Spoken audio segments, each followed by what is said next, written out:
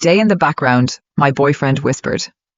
Seconds later, the most powerful woman in the room walked straight toward me. My name is Claire Bennett, and I was 35 years old when my boyfriend pulled me aside at his firm's annual board reception and quietly told me not to speak. Stay in the background tonight, Adrian said, his fingers tightening around my arm. These people matter. The ballroom was packed with senior partners, executives, and influential clients. Adrian kept a pleasant smile for the people around us, but I knew the warning beneath his calm voice. I haven't done anything, I said. Good, keep it that way. He released my arm and disappeared back into the crowd, leaving me standing alone by the windows. I should have walked out then. Instead, I stayed, convincing myself I could survive one more evening of feeling like an accessory instead of a partner. Adrian Cole and I had been together for 4 years. We met at a charity fundraiser after he overheard me joking that a promotional banner looked more suited to a discount dental clinic than a fundraising event. He laughed, really laughed, and spent the rest of the evening asking about my work. You're brutally honest, he said. I'm a graphic designer. Brutal honesty is part of the job. Back then, our differences felt exciting. I freelanced from a tiny apartment, lived in sweatpants, and answered only to clients and impossible deadlines, while Adrian built his career in corporate law, where expensive suits, polished emails, and billable hours defined every day. He said I made him feel less predictable, and he proudly introduced me as the artist whose work people actually remembered. But sometime during our second year, admiration slowly turned into correction. The comments sounded harmless at first. I should dress more conservatively for firm events, avoid discussing certain clients around partners, or be a little less direct at dinner. By our third year, I wasn't the independent woman he'd fallen for anymore. I had become someone he constantly edited. He interrupted stories, redirected conversations whenever people asked about my projects, and eventually introduced me with nothing more than, "This is my girlfriend, Claire." I kept repeating those excuses until I could no longer tell the difference between compromise and slowly disappearing. A month before the reception, Adrian became obsessed with the guest of honor, Margaret Sinclair, a prominent investor whose opinion could influence the firm's partnership decisions. He spent weeks studying her career and rehearsing introductions. Then, 2 nights before the event, looked at me across the dinner table with unusual seriousness. I need Friday to go perfectly. I know, I said. You've reminded me every day for weeks. If Margaret remembers me, it could change my career. What do you need from me? He hesitated before answering. I need you on your best behavior. My best behavior? Dress appropriately. Don't interrupt conversations, and don't bring up your freelance work unless someone asks. My work? I'm trying to keep people from dismissing what you do. The explanation almost sounded thoughtful until he added, and don't try too hard to be funny. I looked at him. So I'm supposed to leave my personality at home? I'm asking for one night, he replied, his voice tightening. I just need everything to go smoothly. I wanted to ask why my existence seemed capable of ruining that, but instead I nodded. All right. On Friday evening, I wore the outfit Adrian had chosen. After adjusting my collar, he smiled with quiet approval. You look perfect. Quiet and decorative? Don't start. He barely spoke during the drive, answering emails until we reached the hotel. The moment we stepped into the ballroom, he transformed into the polished lawyer I knew so well, greeting partners, laughing at predictable jokes, and moving effortlessly from one conversation to the next while I followed a few steps behind. Whenever he introduced me, it was simply, "This is Claire." When a partner asked how we met, Adrian answered for me before steering the conversation back to business. Half an hour later, a partner asked about an international environmental campaign I'd recently completed. Before I could explain, Adrian smiled. Claire makes things look beautiful. I handle the complicated details. The group laughed, but I didn't. A few moments later, he guided me away from the crowd. Stay quiet tonight, he said. These people matter. I was answering his question. You were making the conversation about yourself. He asked about my work. This is my firm's event. I met his eyes. So you want me to be invisible? I want you to understand the situation. I understand it perfectly. His expression hardened. I need your support tonight. And what does that look like? Stand back, smile. Don't insert yourself into conversations. Before I could respond, he walked away, leaving me alone by the windows, wondering when love had quietly become another word for disappearing. It looked like someone important respected my work. It looked like I spent weeks trying to get Margaret's attention, only for her to walk past me and spend 15 minutes talking to my girlfriend about a charity project. A charity project? The words hit harder than I expected, because that campaign had taken me 4 months to complete and had ended up in 3 national publications. I didn't know that. Exactly. His expression tightened. What's that supposed to mean? It means you didn't know because you never cared enough to ask. That isn't fair. When was the last time you asked about one of my projects? You ask whether I'm busy or rearranging my schedule for your events, You never ask about the work itself. Keep your voice down. I lowered it anyway. You treat my career like a hobby you're embarrassed by. I was trying to protect you. No, you told me not to mention my work, and Margaret respected it more in 15 minutes than you have in 4 years. That was different. Why? Because she already knew who you were. And you didn't. Silence settled between us. You dressed me like one of your co-workers, told me not to joke, and asked me to stand back because these people mattered. I never said you didn't matter. You didn't have to. I rubbed his jaw. This night is important to me. And that means I'm supposed to disappear. It means I needed your support. You had it. I spent 4 years attending your receptions, listening to you rehearse presentations, arranging my schedule, and quietly fitting my life around yours. You may not have asked me to give those things up, but you made it clear which career mattered more. The applause from the ballroom echoed through the hallway. I need to get back inside, he said. Then go. And don't make this worse. I looked at him in disbelief. What have I done except answer questions about my own work? People are going to ask why I never mentioned your campaign. That sounds like your problem. You don't have to face these people every day. No, I just had to disappear for them. That isn't what happened. It started long before tonight. I glanced toward the ballroom again. Come back inside, smile, act normal, and we'll talk later. In that moment, everything became painfully clear. He didn't ask how I felt, congratulate me, or to celebrate the opportunity Margaret had just offered. He only wanted me to help protect the image he'd built. No, his head snapped toward me. I'm going home. You can't leave. Watch me, I said, pressing the elevator button. He followed me toward the elevators. You're being emotional. I'm being honest. You'll regret making a scene. I turned before the elevator doors opened. The only scene tonight was watching an influential woman show more interest in my work in 15 minutes than you have in 4 years. He stood frozen as I stepped inside. If you leave, don't expect me to chase you. I stopped expecting that a long time ago. The doors closed with Adrian still standing in the hallway, his attention drifting back toward the ballroom, where Margaret, the partners, and the career he'd always chosen over us were waiting. Back home, I changed into old sweatpants, sat alone in the dark, and replayed the evening. Adrian had spent years asking me to become smaller, while Margaret had done the opposite in a single conversation by asking about my work, my ideas, and the choices behind them. For the first time, I stopped asking whether Adrian loved me enough and started asking a different question. How could someone truly love me while treating everything that mattered to me as something that needed to stay hidden? Just after midnight, my phone lit up. I'm staying at my place tonight. We'll talk tomorrow when you've calmed down. I read the message once, locked my phone without replying, and went to bed. The next morning, an email from Margaret Sinclair's assistant was already waiting.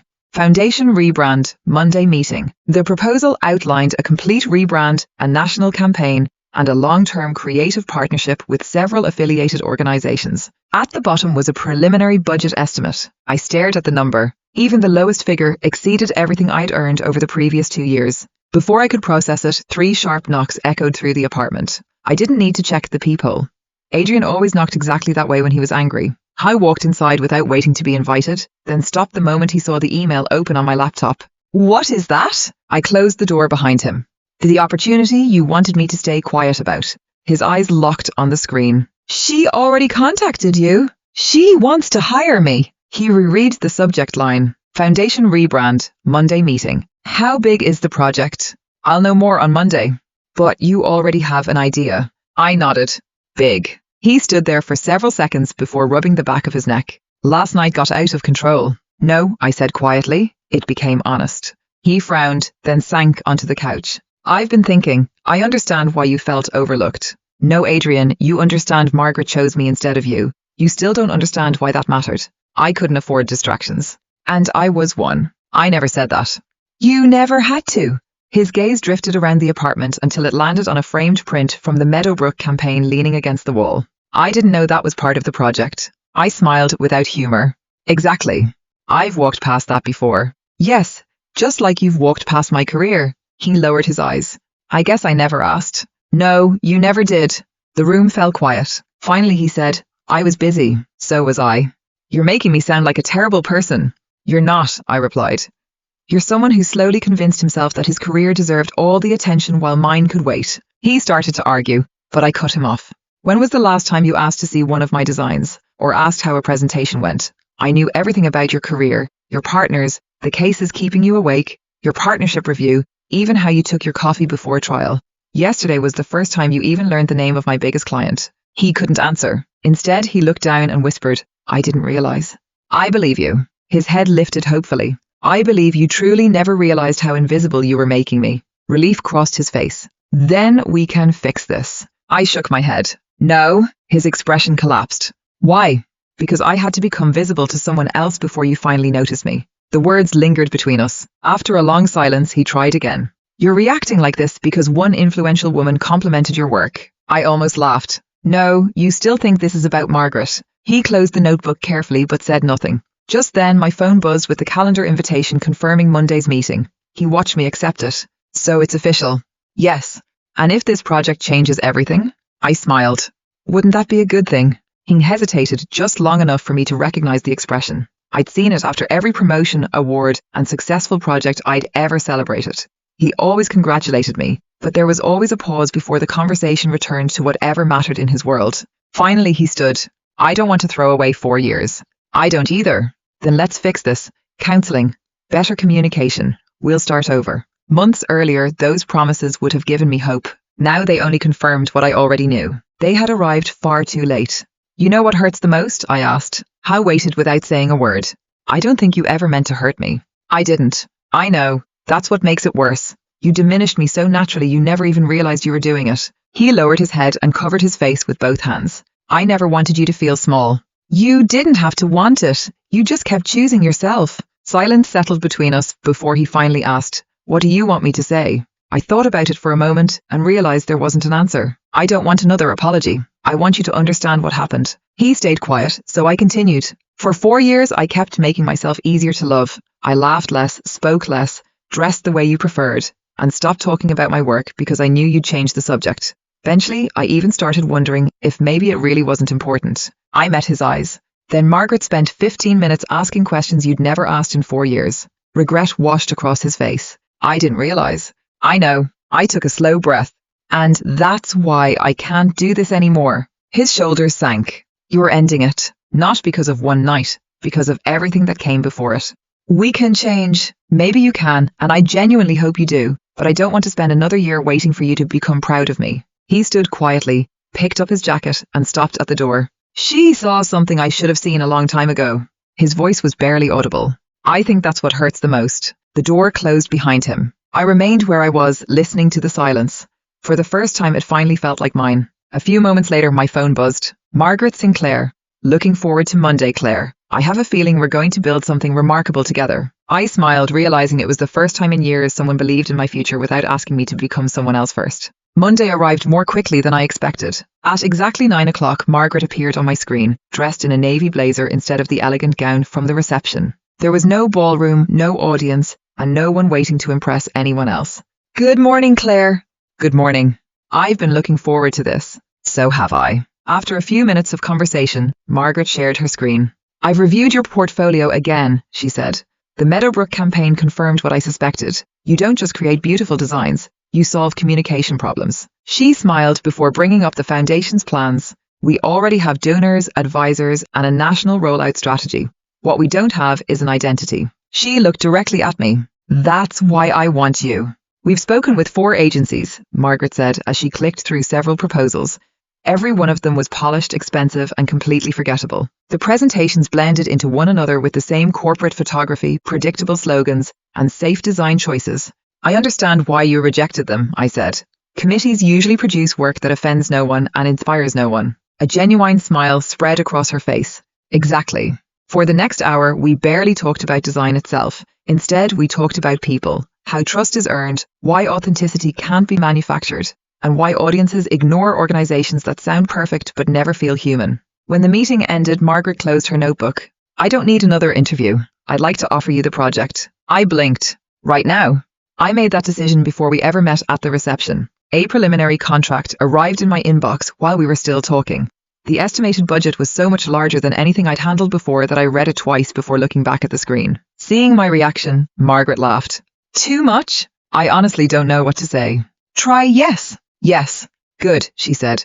"Because this won't be a one-time assignment. If this goes the way I expect, I'd like to introduce you to several other non-profit boards." In a single conversation, the opportunity had grown from one campaign into an entirely new direction for my career. Before ending the call, Margaret's expression softened. "One piece of advice. I nodded. Her words stayed with me long after the screen went dark. The following weeks became the busiest of my career. I signed the contract, rebuilt my website and portfolio, raised my rates, and, for the first time, stopped accepting every project out of fear that work might disappear. Instead, I chose clients I genuinely wanted, and the difference was immediate. Within weeks, referrals from the foundation brought new opportunities, including a university branding project and a national awareness campaign for another nonprofit. My schedule filled months in advance, and I realized success hadn't appeared overnight. Someone with credibility had simply opened a door that had always been there. 3 days after our breakup, Adrian texted, "Can we talk?" I didn't answer. The messages kept coming over the next week, each one more apologetic than the last, but none of them changed what had already happened. Friends occasionally told me he regretted everything and wanted another chance. I wished Adrian well, just not from beside him anymore. About a month after the reception, 3 slow knocks echoed through my apartment. I already knew who it was. When I opened the door, Adrian stood there looking exhausted. His shirt was wrinkled, his tie hung loose, and the confidence he once carried so effortlessly had disappeared. "I won't stay long," he said. "I just need 5 minutes." After a brief hesitation, I stepped aside. His eyes wandered around the apartment, now filled with concept boards, color palettes, and oversized print samples. It looked more like a design studio than the home he'd remembered. Silence settled between us before he spoke again. "You were right. I spent years believing my career deserved all the attention, and I never gave yours the same respect." "You didn't stop paying attention," I said quietly. "You never really started." The words landed harder than I intended. He nodded. "I've started seeing a therapist." That surprised me. "I kept replaying that night," he admitted. "I finally realized Margaret walking across that ballroom didn't hurt because she noticed you. It hurt because everyone else saw something I'd never bothered to see myself." Neither of us spoke for a moment. "I know I can't change what happened," he continued. "I don't expect another chance. I just needed you to hear me say I was wrong." "I hear you." Hope briefly crossed his face before fading when I said nothing more. "You've moved on." "Not from the relationship," I replied. "From needing your approval." He gave a small, resigned smile. "I always thought supporting someone meant protecting them. Now I think it means making sure they never feel like they have to become smaller just to be loved." "You're learning." "Too late." "Yes." He accepted the answer with a quiet nod. "I hope the project becomes everything Margaret believes it will." "Thank you." "Goodbye, Claire." "Goodbye, Adrian." After he left, the apartment fell silent again, but this time the silence felt peaceful instead of empty. The foundation project filled the next 2 months. During a creative workshop for designers, filmmakers, and photographers, I briefly met a photographer named Daniel Hayes. We exchanged a few ideas before heading to separate sessions, and I didn't think much of it afterward. Margaret challenged every concept we presented, not to tear them down, but to make each one stronger. "What if this photograph disappeared? Why this typeface? Convince me." Margaret questioned every decision I made. Oddly enough, I loved it. She wasn't trying to make my ideas smaller. She wanted me to defend them, and every difficult conversation made the work stronger. One afternoon, after approving the final campaign direction, she leaned back in her chair. "There's something I never told you about the reception." I looked up. "What is it?" "The truth is, I'd already decided to hire you before I walked into that ballroom." I blinked. "What?" "My assistant had already gathered your portfolio. I'd reviewed the Meadowbrook campaign, your museum branding work, and the literacy initiative. By the time we met, I already knew you were the designer I wanted." "Then why introduce yourself there?" "I was already speaking at the event, but once I arrived, someone else caught my attention." "Adrian?" She nodded. "I noticed Adrian almost immediately," Margaret said. "He spent the evening working the room while you stood quietly by the windows. What caught my attention wasn't that he kept looking toward you, it was why.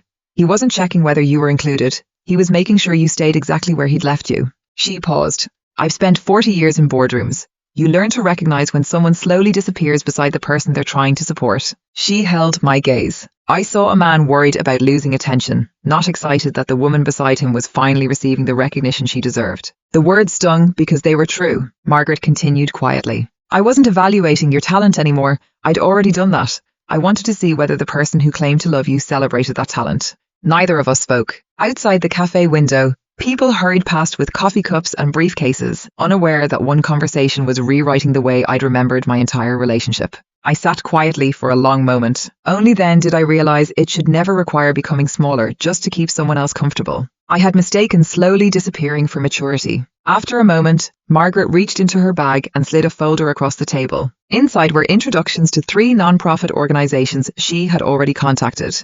"I've already spoken to them." "You recommended me?" I recommended the best designer I know. Over the following months, my career changed faster than I ever imagined. The foundation campaign launched successfully, bringing interviews, conference invitations, and more work than I could accept. For the first time, I turned projects down because my schedule was full instead of because I was afraid work would disappear. The biggest change wasn't financial. It was personal. When people asked what I did, I no longer called myself just a freelancer. I'm a graphic designer. Nothing more needed to be said. Friends occasionally mentioned Adrian. He had made partner, worked constantly, and still spoke about me from time to time. I wished him well. Genuinely. Several months passed. The conference center was quiet when I arrived before sunrise. Technicians adjusted lights and tested microphones, while the empty auditorium waited for hundreds of attendees to arrive. 8 months earlier, I'd stood silently beside the windows at Adrian's reception, trying not to be noticed. Today, I was standing on this stage because people wanted to hear what I had to say. My phone buzzed again. Margaret. Already here? Coffee? I smiled. 5 minutes. Margaret was already waiting backstage with 2 cups of coffee. You're early, she said, handing me one. So are you. I've learned nervous creatives shouldn't face a keynote without caffeine. I laughed. So you think I'm nervous? A little, she admitted. And that's a good thing. The people who stop feeling nervous usually stop caring. We sat quietly for a while, watching technicians prepare the auditorium. You've come a long way. I've had help. You've done the work, she said. I only opened a door. I smiled. You walked across a ballroom. And you chose to walk through it. She was right. Margaret hadn't built my career. She had simply opened the first door, and the foundation campaign led naturally to every opportunity that followed. Before long, my calendar was booked months in advance, and for the first time I chose projects because they inspired me instead of accepting them out of fear. Life outside work changed just as quietly. I met Daniel again at a non-profit photography exhibition after our brief introduction during the foundation workshop. What began as conversations about design and photography gradually became something more. The first time I apologized for talking too long about typography, Daniel laughed. I've never heard anyone make fonts sound that interesting. I'll take that as a compliment. You should. That conversation lasted nearly an hour. Neither of us noticed the exhibition had already started again. A few weeks before the conference, I happened to run into Adrian outside our neighborhood coffee shop. We exchanged a few polite words before he smiled. I heard about the keynote. I've been looking forward to it. I hope everyone hears what you have to say this time. There was no regret hidden behind the words anymore, only sincerity. Thank you, Adrian. We wished each other well and walked away in opposite directions, neither of us looking back. The auditorium slowly filled as designers, students, non-profit leaders, and creative directors found their seats. When the moderator finished introducing the foundation campaign and my recent work, the stage manager nodded toward me. You're on. For one brief second, another memory surfaced. Stay in the background tonight. I stepped into the lights. Margaret smiled from the front row. A few seats away, Daniel quietly raised his camera. Hundreds of people were waiting. I adjusted the microphone. Good morning. My name is Claire Bennett. Months earlier, I'd been asked to stay in the background. Today, I simply took my place.